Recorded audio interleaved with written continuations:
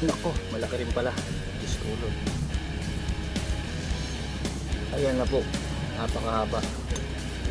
Didos ata to.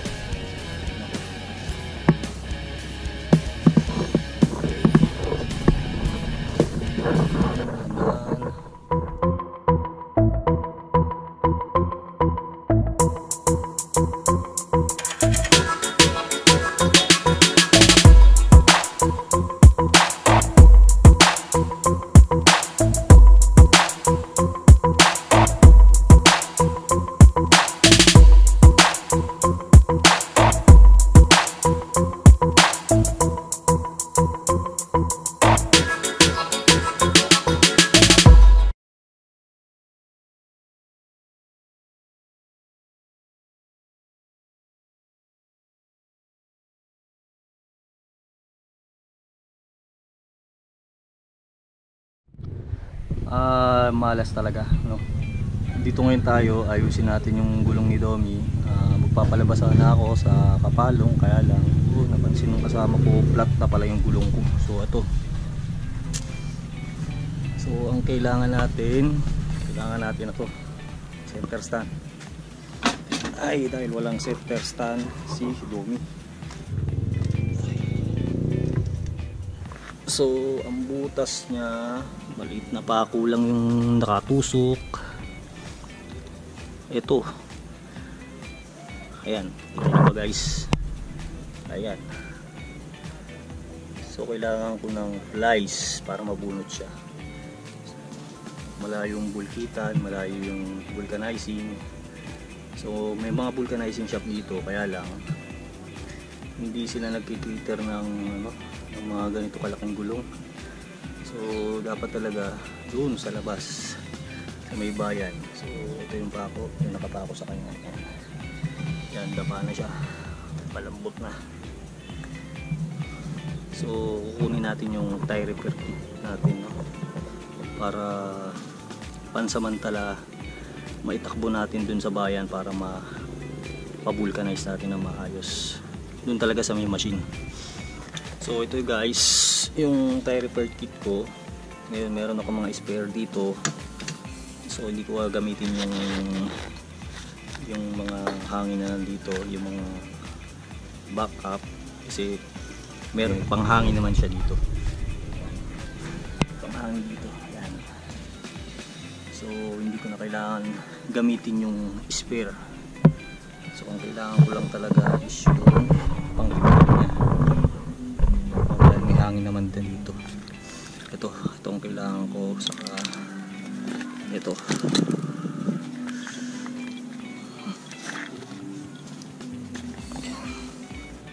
So may manual siya. Ito yung manual niya.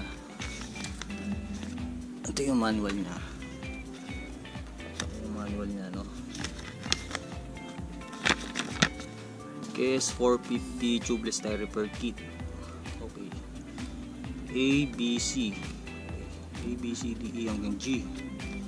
So ang gagamitin lang natin is itong A, B at itong D, saka yung E, no? Para ikat natin yung sobrang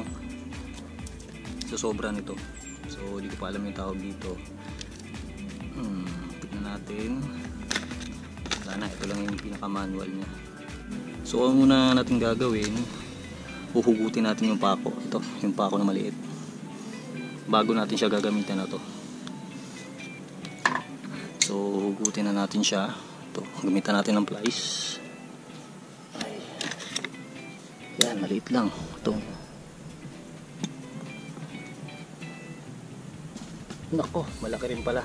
Diyos ko Lord. Ayan na po, napakahaba. Didos ata to.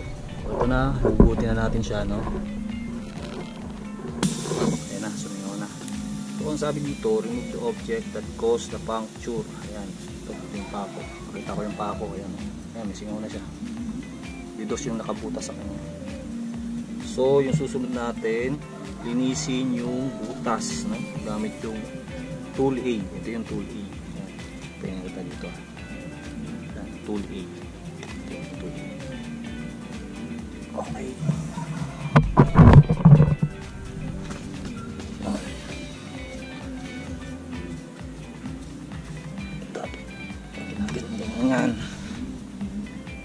tanggal yung mga dumi. Ayan. Ayan. So ito guys, no, pansamantala lang to para maidala natin siya sa sa vulcanizing shop. Kasi malayo yung vulcanizing shop dito sa amin eh. So pagpako yung nakalagay dito, delikado, no? Baka ma-aksidente pa ako. So dapat ganito ang gawin natin. Okay, sabi naman i-insert na natin dun sa letter B. Ito yung letter B. I-insert na natin tong string. Okay, kukuha tayo ng isa. Okay, ito siya. Ako, bilis pala to. Kuha tayo ng isang string. Ayan. Isang string, madikit siya. Ayan, kuha tayo ng isang string. Papasok natin siya dito. Mahirap ipasok, pero pilitin natin. Okay, isa pa. Pwede man siya ibalik eh. Okay. Dito na natin siya gitna. Okay. So sabi dito sa instruction, lagyan daw natin ng rubber solution. Ito yung compound para tumigas siya pagka nilagyan na siya dito. So lagyan natin siya. Ayan. Okay.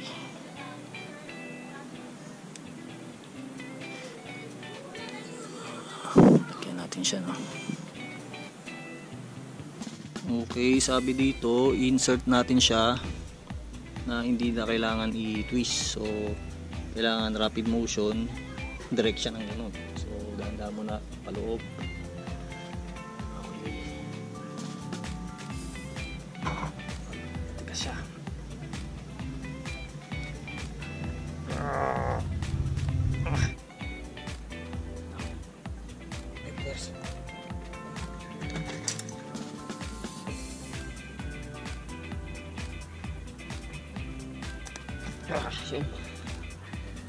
Pasok na siya. So pag pumasok siya, next natin gagawin, lain dahan-dahan. Yan. Yan na siya. So malaki yung pumasok sa kanya. Yan, malaki yung pumasok sa kanya. So kailangan pa rin natin i-cut yung excess. Ay nako. Ito. So kompleto ito. May cutter siya. Ito. Yan. Cutter siya. So ikakat natin yung excess. Tatanggalin natin. Oh. Yan. Tanggalin natin yung excess.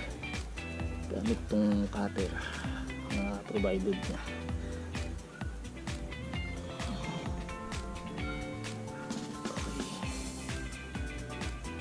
Okay, sana successful guys.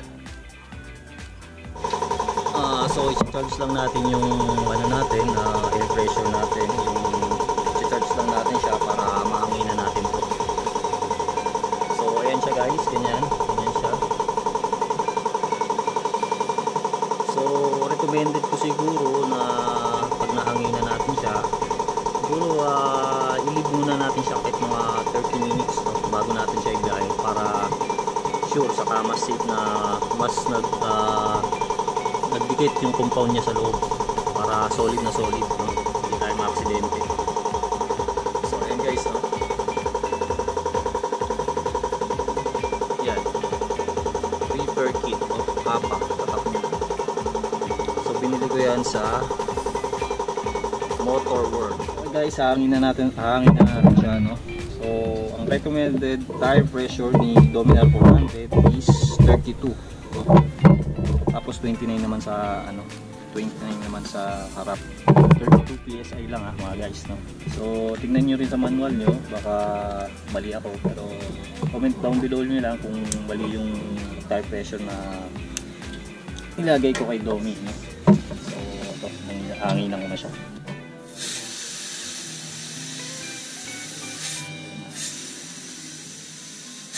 sobra na siya, no? So magbabawas ako. Guys, check.